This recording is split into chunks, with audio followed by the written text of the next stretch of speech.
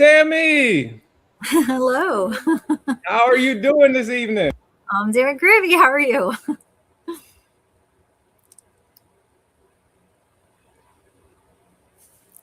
I lost audio. Oh, that's the first rule in live streaming and being virtual is you get off of mute. So I'm off of mute now. Tammy, All how right. you doing? I'm doing all right.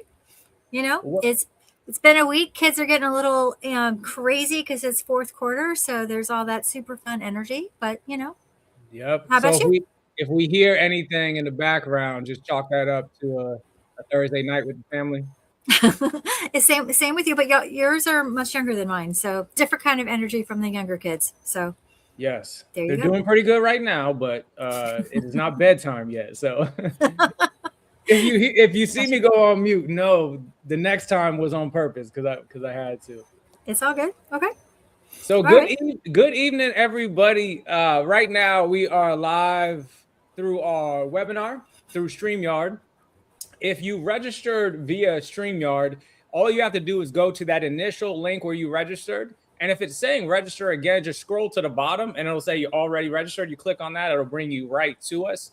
When you stream or when you sign up for the StreamYard version, that means you get to get into the comments, take polls, ask questions, have that live conversation with us like Leslie is doing. How you doing, Leslie? We appreciate you being here with us. But I am also streaming through Facebook.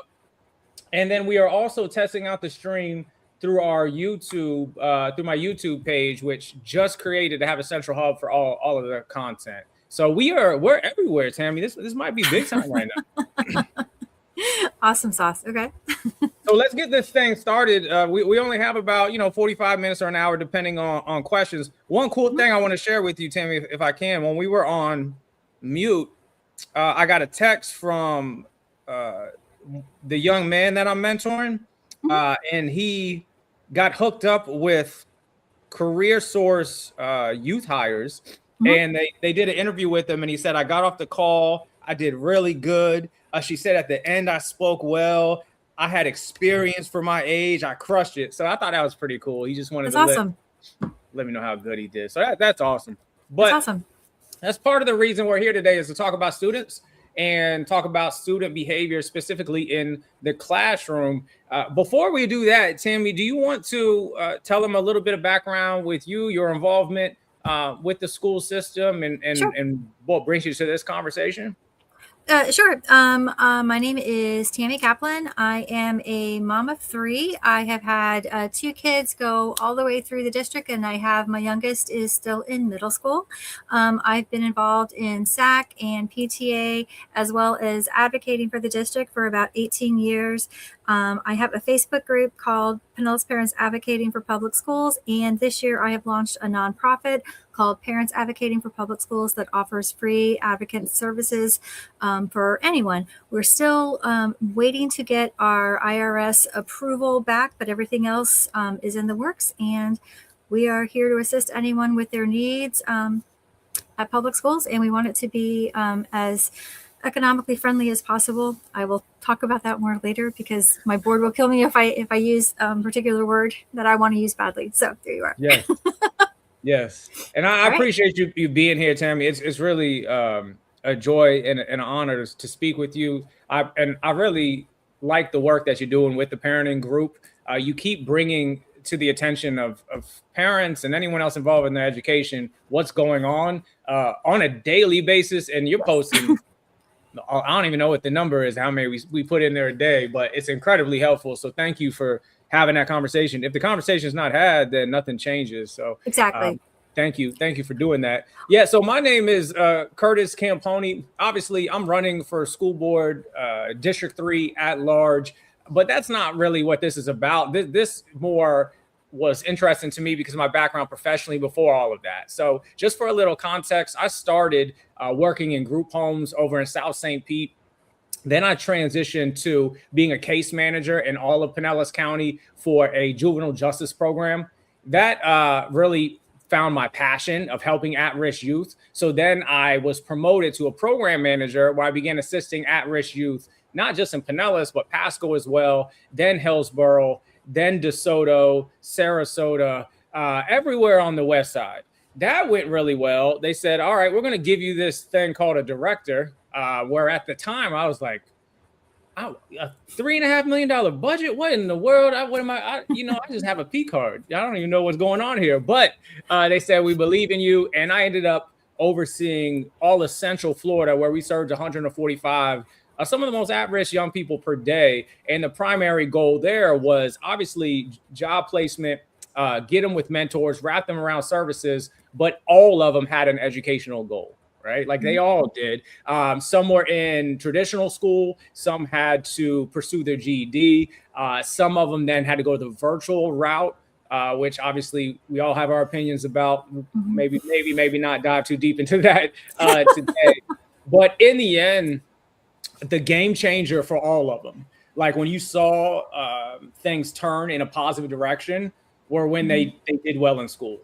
And it's more specifically when they graduated or they got their GED. Just this something clicked where they started to believe that they can accomplish big things. And that was just a constant reminder how important that education piece is, not just for that youth, but the entire community, right? If you're not educated, it's going to be hard to get a job. If it's hard to get a job, you can't pay into the community, the economy. And then also you're not going to be able to support yourself. And then obviously that can lead to a lot of not good things. So right, exactly. Absolutely. So Tammy and I ended up connecting regarding the weapons pilot. We were just talking a little bit about it. Tammy's always so locked in. I like to pick her brain. And we were only supposed to talk for like a couple minutes, I think. And it turned into like an hour and a half conversation. It was very long. Yeah.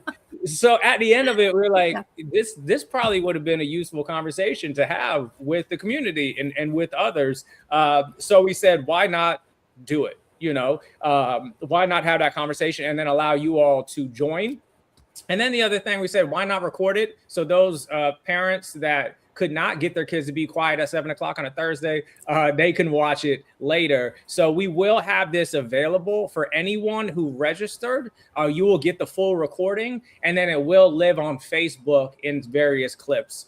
So you can access that as well. But speaking of weapon detection pilot, Tammy, let's start there. Give us your understanding of the why, where it landed, just your overall view on that pilot that they recently did.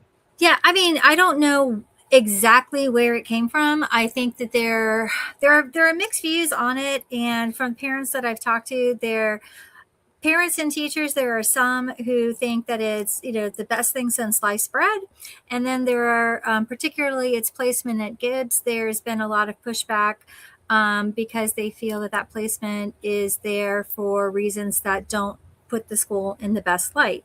And then they also had one at Palm Harbor Collegiate University. And I know you and I had looked at the data on which schools had the highest instances of having weapon issues at the schools. And I would like to point out that throughout the district, it actually is, pretty low. And while you never want any issues to actually be there, it isn't a huge problem. And not that, again, the day that it is a problem, you don't want any problems. But also some of the things that are problems, and I've seen this happen in the past, where a student was expelled for having a knife at school, but the knife that they had at school was actually in a toolbox because their dad was a carpenter and they had their car searched. And so I always want to bring context to everything, because I think a lot of people want to look at these things in a very black and white situation and say, no, this is bad.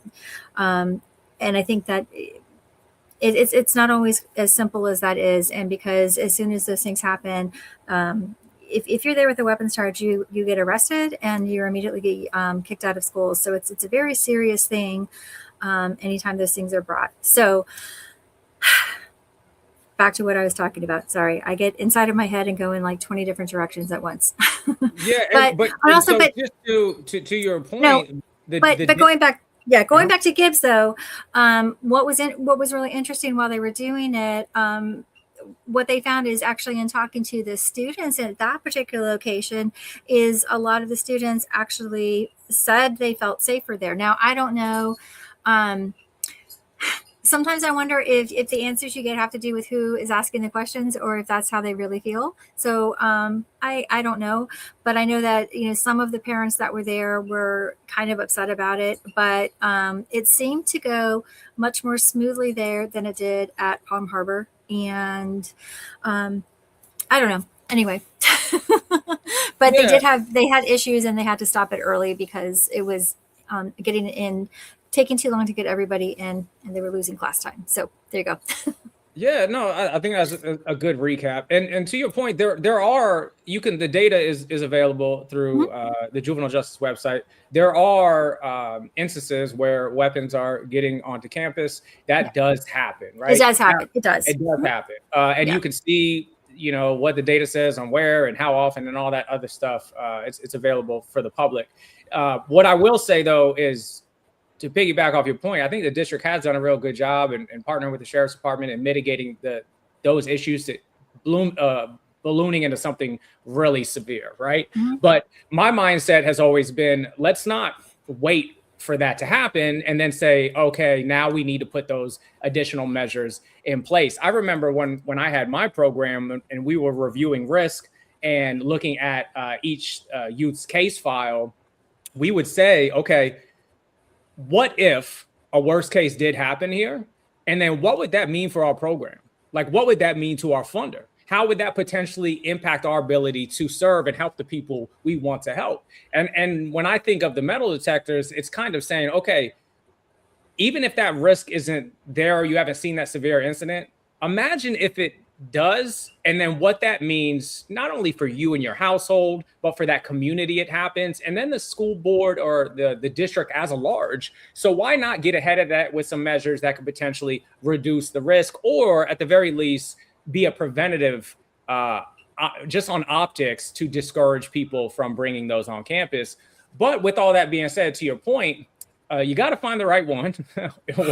You got to test it out. And anytime you're testing out new change, there's going to be hiccups. There's going to be discomfort. I've never in all of my professional life rolled out a system-wide change where there weren't things that didn't go according to plan. That's just how it works. The matter is, do you believe in its purpose enough to work through those things and be patient enough to do it? And then to your point about one working and one not working, it did seem like, and you can correct me if I'm wrong, the one that had more hiccups was the one that leaned a little bit more on artificial intelligence. That's yes. Okay. Yeah. So, I mean, we don't need to turn this into an AI discussion, but there are a lot of pros to it, and there are a lot of I believe. Well, and said they hallucinate sometimes. They just get things wrong. So Well, and I was actually talking to one of the former chiefs of the San Pete Police Department about this, and part of it has to do with who's running the machines, how well trained they are. So there's a lot of different factors that we can't necessarily blame on the equipment, but who's running it and how they interpret that data. Yep. So there's a lot of different layers to that. And so if someone is seeing this and they don't know, okay, well, this generally means, and from what I understand, band instruments seem to be a big thing that we're getting flagged at both schools. Mm-hmm. But I know that like at Gibbs, it was, I think it was like 5% of the time they were going off. There were never any actual weapons that were found. But again, and I don't even know what the data is off the top of my head at Palm Harbor, but I know that they had to discontinue most days from what I understand because they weren't even able to get everyone into the classrooms before they were supposed to start. So I'm trying to figure out how they need to make that work. So, and I don't know, I hear what you're saying about the safety perspective, but there is, I mean, and I know you don't necessarily want to go into where we're at with the layoffs and things, but I just have to wonder if we're in a state right now where we don't have the teachers necessarily, and we're having to look at that because of the budget. How are we going to pay for this system? And I'm not saying I disagree with what you're saying, but where is the money better spent? Do we need to have the extra supports in place for the teaching positions? How can we let go of all of these people and then pay for additional personnel at every school, as well as the systems. And I don't have an answer. I'm still musing over it, to be honest with you, because I don't know. But that where's the money coming from for this is a big question that I have in my mind, because I just look at all of the numbers, because I know they started at like 250, and then they've come out with other numbers that I don't know if we're actually at what the final number is, what they're looking at for next year. I know they've talked to the initial teachers that their positions have been eliminated, and I think they're still moving things around. But the cuts are bigger, and then they've already come out and said that they're looking at additional schools, entire schools that they're going to be closing possibly next year as well. And I understand that they have to save money. I understand all of that, but when you look at I know teachers that have been eliminated for the following year, their schools have not been eliminated, in the positions that they have generally serve children that have special needs, or they are in the bottom 25%, or things like that. So I have a lot of questions about how those needs are going to be met when those people that are supposed to be helping them aren't going to be there. So. Yeah, I'm with you. And it's not that I don't want to talk about. I know. We got it on here. We will. I will say on the cost part, I've always, in my experience, believed that we should be able to have multiple conversations at once. And what I mean by that is, obviously cost is a very real part of this convo, but I don't want that conversation to then say, okay, then we can't talk about safety now because of that. I want to be able to do both. So my thing has been, and I wrote a blog on this as well, is let's first start with, okay, is there a need here? Do we see the value in it? And if so, now let's transition to the conversation of costs. How do we get there? And I think there are some creative ways, if it's not in the budget, to mitigate some of those costs. You came up with a good idea. I'm not going to say the specifics, but the idea. I'll say it. I think the NRA should pay for them. 100%. I do. So, but the premise of getting a sponsor and sponsoring potentially a nonprofit could sponsor, a youth serving agency, a for-profit company would sponsor this, and you get to have your name on keeping our schools safer. You can reach out to these individuals to do this. You can find grants. There are opportunities to offset some of these costs. I think it's worth continuing to have that conversation in the spirit of safety, because I'm telling you, as someone who ran state-funded programs, it is very much and anyone who's worked in this field knows it's a very CYA space. And I'm not going to say what the A is, but it's cover your, right? And when something extreme happens, everyone's looking around and saying, all right, who does this fall on? Because people get in self-preservation mode. And where public schools is right now, where it always feels like the finger gets pointed at public schools when something's not going right. I don't want to give them anything else, right? So let's lean into this safety conversation. But then, to your point, let's talk about costs as well. I think we can do both. Well, I mean, it isn't just about cost. It's about how do we preserve the integrity of how we are able to instruct everyone, because the thing with public schools is we take everyone, we instruct everyone, we meet everyone where they are. Yes. We're pulling away our ability to do that and then adding another cost in. And it's really hard to have individual conversations about what's best, because you're talking about, there's 20 moving pieces that you're talking about. It would be great if there's a way we can talk about this one thing. And in certain contexts, there are these line item budgets, and the things don't move from that. And I don't know where this particular item is, and again, how that's being allocated just yet, but it's something that I'm concerned about. I am definitively concerned about school safety, but making sure that everyone has their educational needs met, is also a massive concern, particularly when we look at where we're at in terms of progress, where I've been the SAC chair for the past 3 years at Johns Hopkins Middle School. And when we look at, which I love our school, it is an absolutely amazing school. When you look at most of the elementary schools that feed in there, those are the schools mostly that were the failing schools that were featured in the Tampa Bay Times. And there was a massive lawsuit. a few years ago when that was written, most of those elementary schools had students that were coming out at a 20% proficiency level approximately. That is now up to about a 40%. And then so like our school, we're a B school right now, but when you look at the traditional schools, traditional students versus the magnet students, the traditional students would still be about a D. It's the magnet students that are pulling that up, and part of that is because where they're coming in is so low. They're still making progress, and we're still moving it up. But there's only so much you can do with where you're pulling, and the more you take away.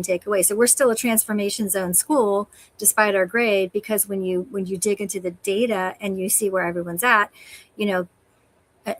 what's going to happen, and everyone keeps moving forward. And when those kids move to high school again, and then you're taking away those remedial people that are supposed to help with reading and math, what's going on here? So, so again, those are the things that I tend to worry about more, because when you're graduating kids that can't do basic things. And when I was at Florida State, and this is, I graduated in 91. I was at Florida State. I got my bachelor's in 95, my master's in 97. When I was a teaching assistant there, I regularly had kids. I taught Gordon Rule classes who couldn't put together a sentence. They couldn't write a sentence. That hasn't changed, and it's gotten worse. So I do worry about that and what's going to happen moving forward, because not being able to articulate those things, even if you understand it, that's a skill that we really, really, really need. And again, and not to say that being safe is in any way not as important, but how do we put all of these pieces together? How do we keep our kids as safe as possible and educate them? And why don't we get the budget that we can do all of it, and we don't have to make these kinds of choices? That to me, that's the utopia that I want to live in. So I'm with you, and I think we can get there. I'm one that's going to. I did a funny video this morning about, because it's NFL draft night. Like, if you had the number one pick for our schools, and it was about, let's get our teacher pay up to at least mid average or average for national, and then our funding per student, so we could do some of those things. Now, I spoke at a school board meeting, and I wonder how much we do this, but I would love to see us engage private donors a little more to get unrestricted funds, that then there aren't those limitations to spend those dollars. So maybe someone that was born in that community, raised in that community, was a success because they grew up in these schools. Let them have, Dr. Smith hallway as one of the hallways, and then make sure that's an unrestricted gift, and then they can allocate that as needed. I just think there's some creative way. I just want to do multiple things at once. But for a second here, Tammy, I got a question here, and this ties to what we were talking about a little bit earlier, so I'd like to hear your perspective on it. This is from Leslie. She said, how are schools better supported neurodivergent kids, and what does the future look like for ESC and special education? Well, that is my wheelhouse 100%. And it's a hard one right now, because that is where we're going to be seeing a lot of cuts. And right now in the classroom situation, I think it is very teacher dependent on how well trained the teachers are. One of the things that I would love to see, and I know as we've talked about it in our group a lot, there are some teachers that say they have plenty of training on neurodivergent kids. They get it once every 5 years, and that's more than enough. I'm smiling and trying to contain myself, because I'm like, no, that's not enough. Because all too often with my own kids and with a lot of the kids that I help, recognizing the behavior that's happening and what is a behavior problem and what is a coping skill. If you don't recognize which is which, it's massive, because the way that a teacher reacts to that behavior and knows whether or not, how I react to you, like if a kid is sitting there and they're drawing. Now, you might have a kid who is on the spectrum. or has ADHD, and they're sitting there, and that might be they decided at a certain age, I'm going to do this, I'm not going to use my fidget, but this is how I'm self-soothing. And you might have a teacher that comes in and is like, no, I need you to stop doing that. You need to make eye contact with me. And I've seen this at so many schools across the board, and teachers need to understand that for some students, making eye contact isn't how their brain registers information. Which students do I need to, and again, they have a 504 or an IEP. Please read those. Please read those and pay it. And if a student, if you're not supposed to call on a student directly, wait for them to raise their hand, pay attention to that, because a lot of times when that happens, that student's they're not processing that and their mind is going blank. But let the student use the tools that they need to do. And I'm sorry, I've gone into mode where I'm trying to explain stuff versus answering your question. So I think a big part of the battle is making sure that every teacher is on board with that. I'm really worried with the future of ESE because we need to have teachers that are following the plans and that we're getting the plans that are in place. And at the district level where we're at, the cuts that we're seeing there, and even just from, gosh, I can't remember how many years ago it was, where they decided that it was best from middle school forward to just blend everybody versus having special units. They just decided if you're emotional behavior disturbed kids, or all kids, that there were no more units, everyone's just in gen ed. And that's a big ask because a lot of kids, that's too much. And yes, everything's supposed to be the least restrictive environment, but for some kids, they need a smaller space. And time and again, we're getting to the point where it's slowly pushing out the spaces where kids that are neurodivergent and ESE kids have that safe space because things are too big, things are too loud. They can't concentrate in the spaces that they're given. And even with noise canceling headphones and everything else, where can they do their work? So I think the biggest thing is we have to continue to have conversations, and as parents and advocacy groups, we have to continue to push every district that we're in to make sure that those spaces are continued. We continue to have those spaces. I know at the schools that I'm at, we're having those. We've we've had various issues where even just with hall passes. I think I've talked with you about this one before, where they'll ask kids what's. You'll have your hall pass. They ask you where you're going, and again, sometimes if you've got an ESE kid, when you get put on the spot like that, they'll just kind of break down. And so they actually have made special visual hall passes so that you don't have to answer those questions, especially to someone that you're not familiar with and you don't know. That's one thing at one school. I want to continue to take this to the district level, and let's put that in all the schools, but that's not going to answer everything for all schools in general. But the biggest piece, and one thing that I hope to be doing with our nonprofit 5 years out, is to continue with training so that we can really get in there and help every teacher to understand what are some of these behaviors, what do these behaviors look like, and how can I make sure that if this kid is doing this, how can I reframe it and see that maybe they're doing the best that they can. Maybe that behavior isn't what I think it is. And I think a lot of it, and even as I've had to learn as a parent, I know I've got a kid with PDA, which is pathological demand avoidance. So it's taken a lot for me to step back and reframe my kid who's absolutely refusing to do things that I ask them to do. Okay, well, how do I handle that? I have to reframe the ask so that they buy in and, hey, can you help me with this? And I'm not going to say it's not a lot, because it definitely is. It feels a lot and it's draining. And I get the push that puts on teachers, but when you get it right and you get the buy-in and whether it's education or any of those things, when you get that point where the kid is like, oh, okay, and they agree and everyone moves forward. It's like I was a reading tutor before. So to me, it's like I call the point in kindergarten when kids learn to read popcorn, because they're like little kernels, and then it all comes together like pop, pop, pop, pop, pop, and they get it. And their little faces are so excited and they're like, I got it. I've got the sentence. And I feel like that about education in general and about all of these things, when everything connects, it's that aha moment. But I really, in the back of my head, it's like popcorn, because they're getting it, and everyone's getting it. And I would love to see that be the same thing for ESE. I would love to see that it's not so much of a struggle, because while you can look at various percentages and stuff that says we're about this percent or whatever, what we're seeing, and particularly post-pandemic, with levels of anxiety and other things, is the actual number of kids that are struggling with things.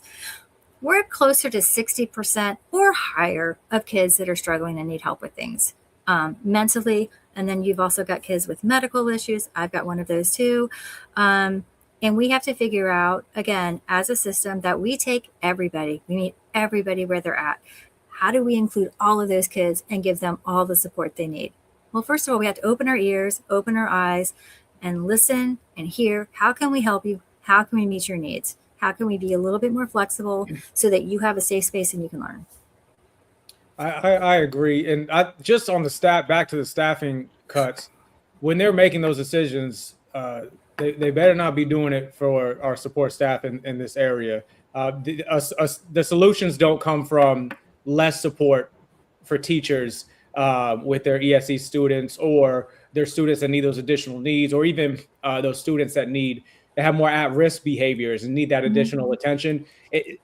It kind of minimizes people who've been trained to help those children when you just say, just mix it in with everyone without that additional support. And something I would definitely advocate for is, you familiar with motivational interviewing? It's an additional training. And I know when you say additional training for teachers, I talk to them and they're like, they don't want to know. We don't need it anymore. But I promise you, the thing that's so special about MI, it is an evidence-based model, and it's all about de-escalation, communication, understanding the root cause of the behavior. When you apply MI, it's situational, meaning the here and the now. It's not a structured, strict framework that you say this happens and this happens and this happens. I think there could be a lot of value in potentially integrating some of that into the training curriculum. But beyond all that, yes, and this is a good chance to transition to the next item on our agenda. It's balancing the change versus the compliance, because you hear it, I hear it when it comes to student behavior is, all right, if they're an issue in the classroom, just remove them, just get them out of here. Right now, my pushback on that is, by the time that behavior has already occurred, there have been a lot of opportunities for intervention that perhaps have not occurred, right? So, and then my other pushback to that is, all right, well, let's normalize this stuff for a second. I have not in my entire life talked to a person that has never speeds on the interstate at one point or another, right? And then every time I talk to people who speed on the interstate, I say, well, what do you do if you see a cop? And they say, well, I slow down, or they have their little trick. I slowly put my foot off the gas pedal. They all have a justification to avoid getting that punishment, right? And then I always follow up with a question. I say, okay, let's say you avoided that punishment, because their argument is, see, the punishment worked. I was like, okay. And I said, answer me honestly, 15 minutes after that, what do you normally get back to doing? You go right back to speeding. Go right back to speeding, because the actual root was not addressed. The thing that was causing speeding in the first place was never explored or looked into. The mind did not change. You just temporarily changed because of a consequence. So if the school's response is always punitive, one, there is no learning in that. And now from a distance, it might look like the child's learning because the behavior has changed, but it hasn't changed. It's just temporarily paused because of the consequence. And then always what happens if it's just consequence, eventually the child does not view that consequence as severe, which means now I'm going to show you how I'm really going to behave. And I'm even going to escalate it because you've been punishing me this entire time. So all of that being said is we have to, again, be able to do multiple things.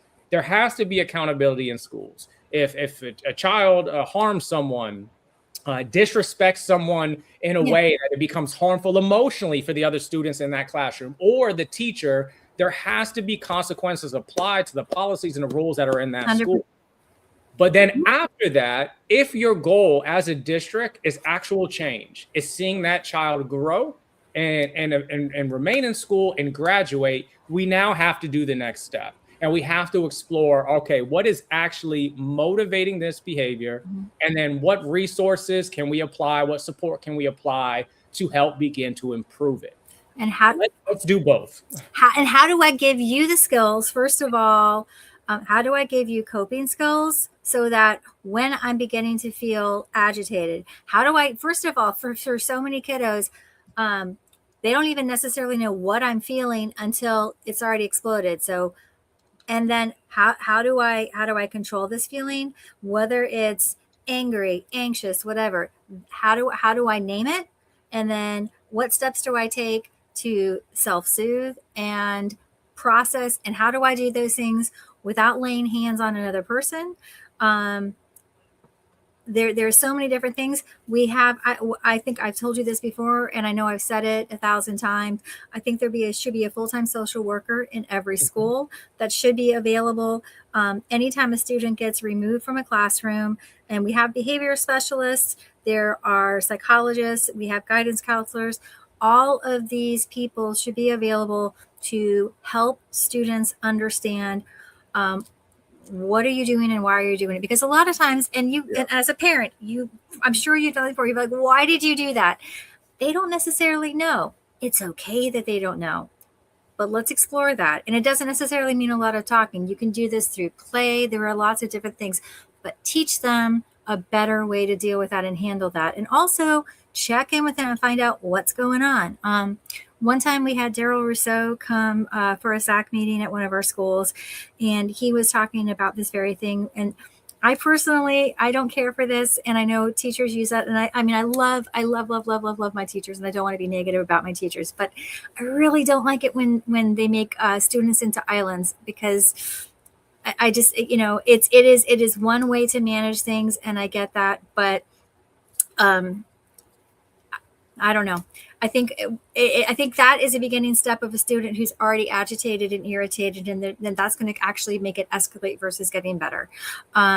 So he walked into a classroom. I can't remember which school he had been at earlier that day. It was it was a third grade class, and a little girl was a little island pushed up against the wall, and he went to talk to her, and the teacher was like, "Oh, leave her alone. She's not having a good day."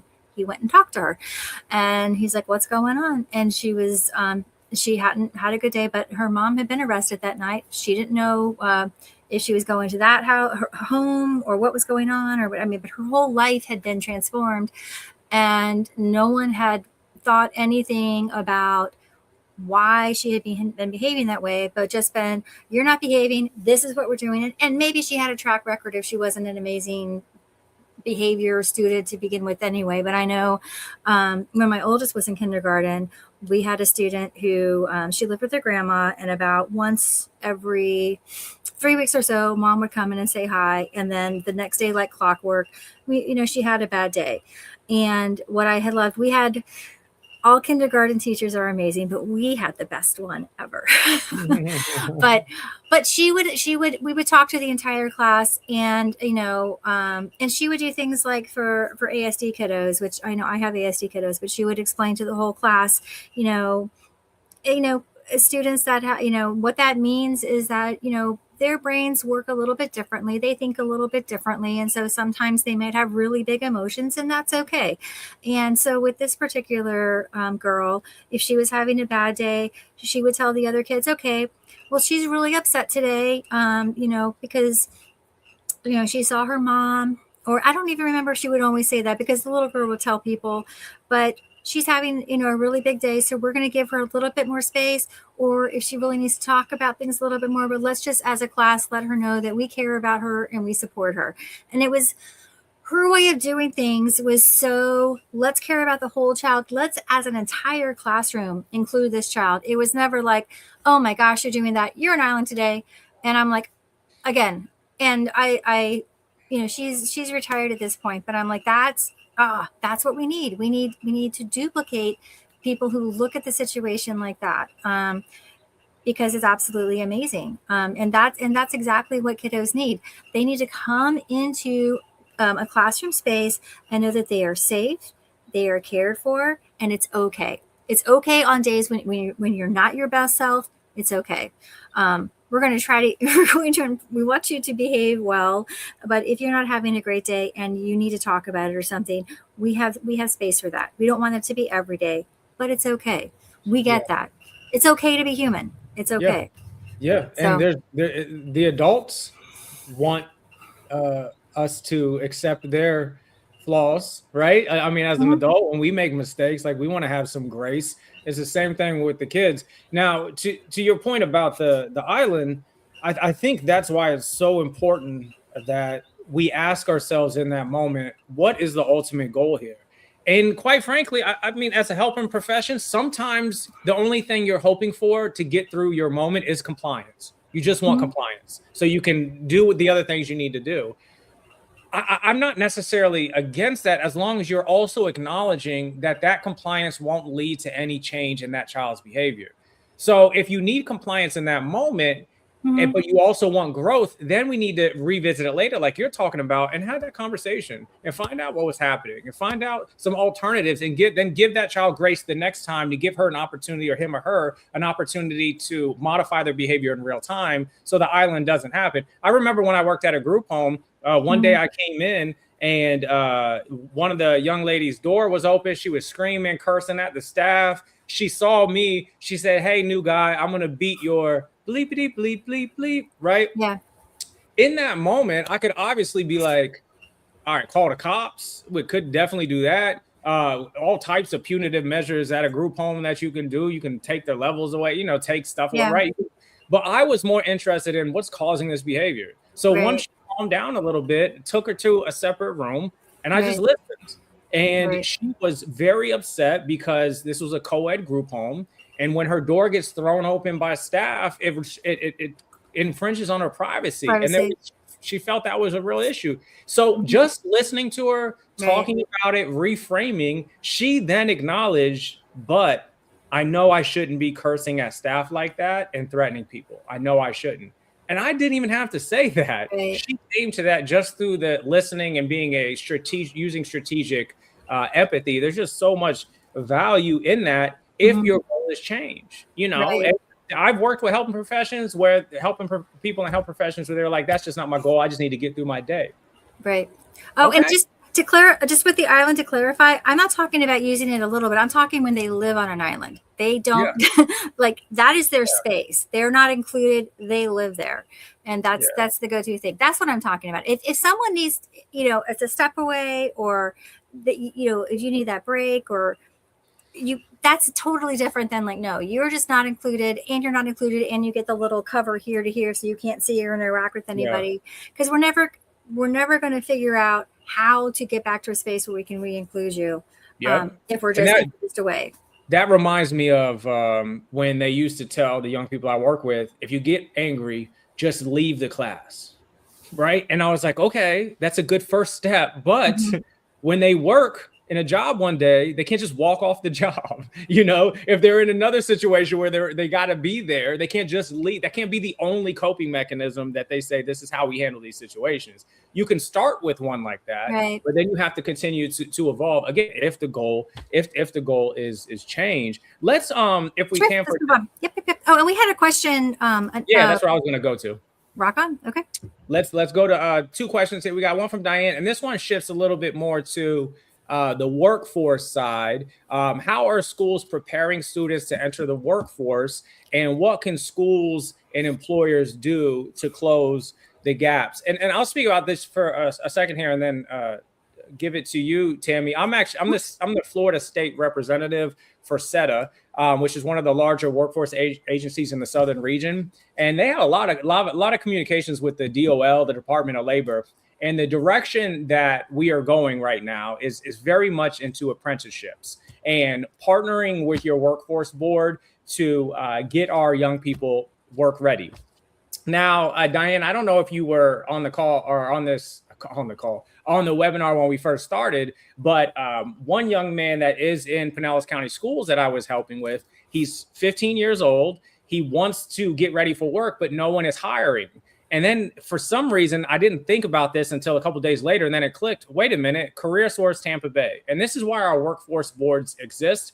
And the partnership with our workforce boards in our school system is so critical to the direction we need to go at a state level, that they have to be integrated. And one cool thing that the workforce boards are doing now is they have something called summer pays, and they do summer hires. Well, they will partner with these organizations or these companies and say, we will eat the cost of this student. So we will pay for them to work for you so you don't have to pay. And in return, they get this on the job site training, which strengthens their resume and their confidence to enter the workforce. And then you have the district continue to build onto that with their on-site resources they offer when they bring these separate companies onto the school site themselves, whether it's their STEM camps, whether it's partnering with on coding or seeking out grants that can potentially bring a good tech company in to teach the students. There's a lot of ways you can partner with these outside and community-based companies to build this at a very early age. Summer pay starts at 14 years. So at 14 years, children are learning, or students are learning these skills that can be so critical when they eventually enter the workforce. So, and then one other cool thing that they do that I haven't had the chance to participate in yet, and I don't know if you have, Tammy, but I saw online that they do like signing days at PTech, where they pick their trade, and that they turn it kind of in college. When you choose a college, you do like signing days. Yeah, I saw the district is making it fun and exciting to pursue a trade, which that is the direction we are going, especially with artificial intelligence. It used to be colleges all the way up here and trades are here.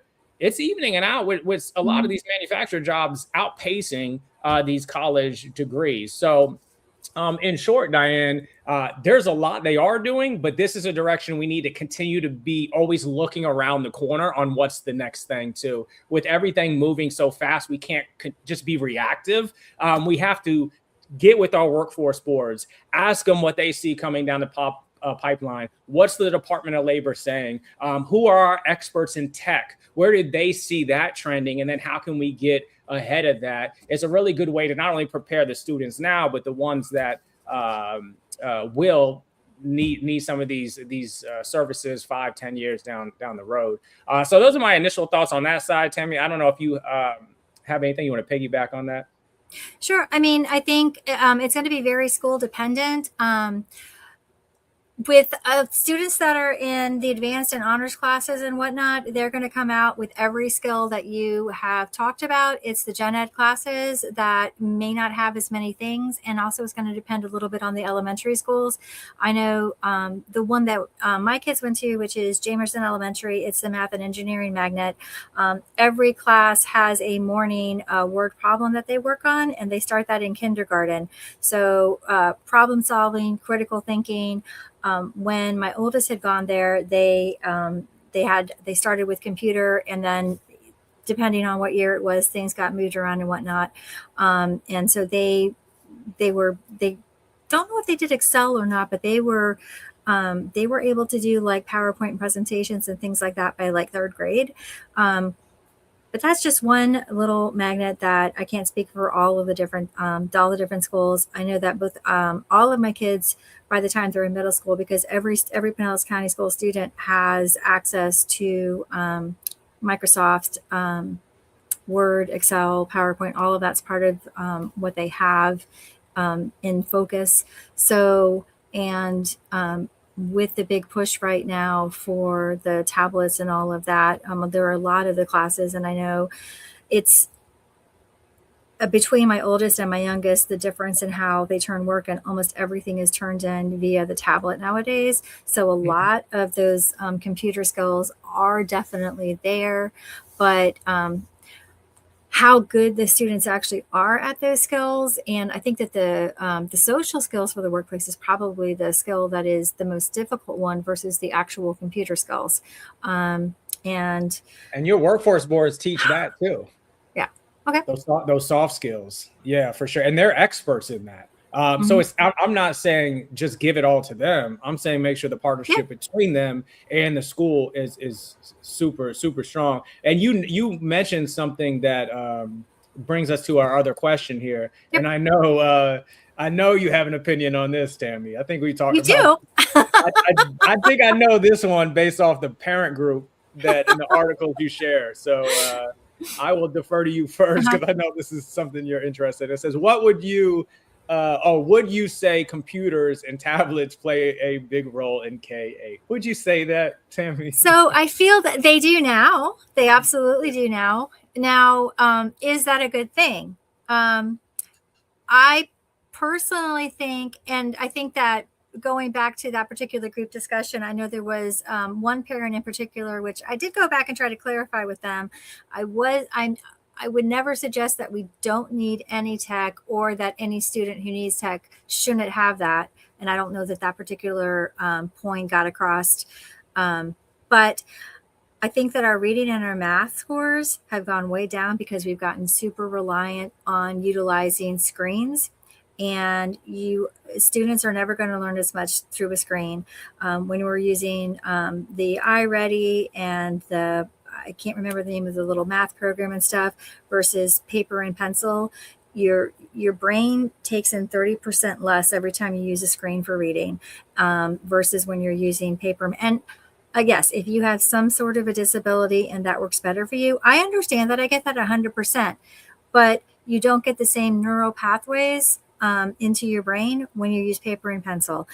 So I think that when we see the reading scores going down, and the math going down, I think that is a really big part of it. I think, it's when we look at how we've gone from paper testing to the computer testing, we get the data right back. And that is great on the one hand, but is it as good for the students? I don't necessarily think that it is. I don't think all the testing that we do is necessarily as great. I don't think we should have moved to having testing 3 times a year. And the reason why is because we already were doing it.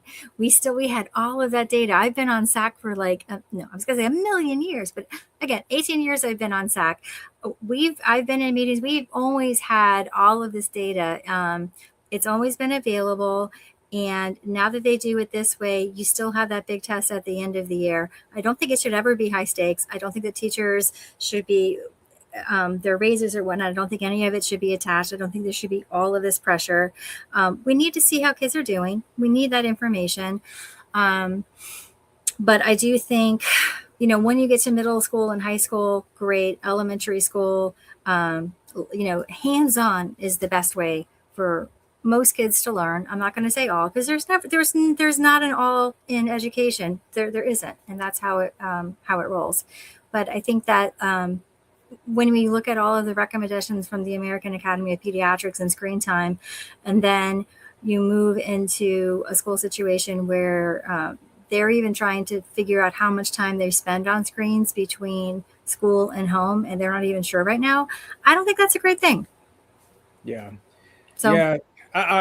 I'm with you on all that. The only part where I kind of, I don't even think push back is the right word. It's just, it's inevitable where we're going, where we are with technology. I can't even, it's scary to think about 5 years from now. The pace at which it's sped up in the last year is mind blowing. So I think this is also why bringing stakeholders to the table that are in tech, that can help us find creative ways to get ahead of some of these things that could be causing the outcomes that you're saying. And then, without getting too off track, you could tell me if I'm wrong here, but I think there's been, over the last couple of years, maybe post-COVID, we've taken some of the autonomy away, and some is a word, from the teachers to be 100%. Able to be creative and do outside of the box things with learning. And I think we need to give them that authority and that power back. And that was taken away based off of, and this could be another webinar, but based off assertions that just are not backed by data itself. Yeah. It's not there. I took a deep dive into it. I have family that are teachers, so I'm like, is this really happening? Like, let me look at it. I couldn't find anything verifiable on the level at which it's talked about. So we need to give our teachers credit, autonomy, and then when they think of these fun things, these creative ways for learning, highlight them. Let them do it. Yes, let them 100%. do it. And we 100%. can't be afraid that if what they do messes up, and I don't mean messes up in a way that harms someone, but let's just say it wasn't a good idea, right? Oh no, maybe the kids shouldn't have been out there in the garden. Then pivot and say, all right, we're not doing that anymore. But we can't use that as a reason to say, just stick to the basics. Just do that. We're not in a basic time anymore. You know what I mean? So we have to be real creative. And our teachers got into this field to be creative. Like they like critically thinking and solving things and having fun and making learning fun. We need to give that back to them. I think that can help mitigate some of the direction we're going. But boy, we're heading there fast. Well, and I can tell you again, between my oldest and my youngest, how creative elementary school was, and then what has come now. It's a big difference, even in what the kiddos could do as far as creative writing. And we used to have a writer's celebration, and there were a lot of different activities that made the experience very, very different. And it doesn't need to be that way. Now, I think with technology, we need to learn it. We do. We don't necessarily need to learn it as soon as we need to learn it. We need to learn it. Most of the tech people, they don't even let their kids have the technology until like much later. Yeah. That's really, really, really telling. Yeah. And I think also with the teacher thing, there's so many teachers that have had amazing lessons that now they're being told, no, it needs to be taught this way. But if what they have, let them go with what works. I had one group of kiddos one year that I specialized in third graders who had been retained. They were really into spitting animals. And so like I took the curriculum, I rewrote everything, and then we did weeks and weeks of spitting animals. And at one point we got to think, like, hey, you guys, this is all like fifth grade stuff you're reading. You're rocking and rolling. And part of it was they bought in, they were interested in it. And because of that, they were really willing to dig in and work hard.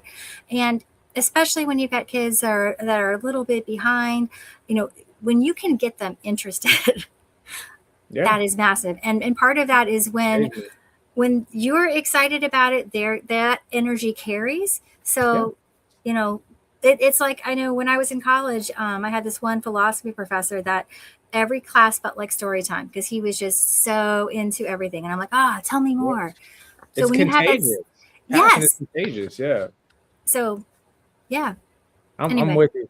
I cannot believe it's already 7:57. I know. This happens every time we talk. I would love to do another one of these with you at some point in the future. A continuation of the conversation. This was a really great conversation, and thank you for those that participate in the comments and ask some great questions. Thank you so much. Yeah, and those that are watching this later, I want you to really reflect on how Tammy and I did this. There were no predetermined questions. We're not going to talk about certain things. Now, maybe we omitted certain names on certain things, but we want this to be a live conversation. We're not worried about the topic. We just want to talk. And we want to learn from you as well. And we'll continue to do that.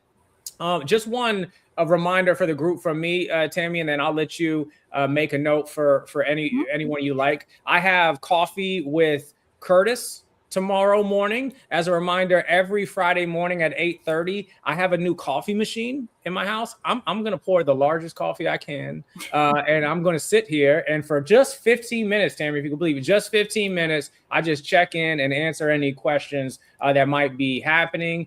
So every Friday morning, join me, have some coffee. Maybe you don't even want to talk schools. You just want to, say, hey, what in the world is going on Disney Plus right now? They keep just cranking up the fees. I don't know. But every Friday, coffee with Curtis. And then Saturday, I'm having an in-person listen and learn at the Safety Harbor Library. You're going to be talking to people about some topics related to education. So I invite you to check that as well. Do you have any places or calls to action you want to share with the viewers? Not at the moment. I mean, at the moment, the big thing is seeing where the state goes with the budget. That's the big thing. And keeping an eye on what's going on with the school board, because we don't know exactly what's going on yet. So I don't have a call to action until I know what we're going to call to do. But I definitely want people to please talk to them about what's going on, because nothing is 100% finalized yet. But, let them know, that we would like to keep as many teachers as possible. I know. And a lot of that, and I do want to say with the school board thing, most of that is recommendations that come from the administration, and the school board has to listen to that and then make a decision. So my school board, I appreciate, and I don't want to blame everything on them, because that is not what they do.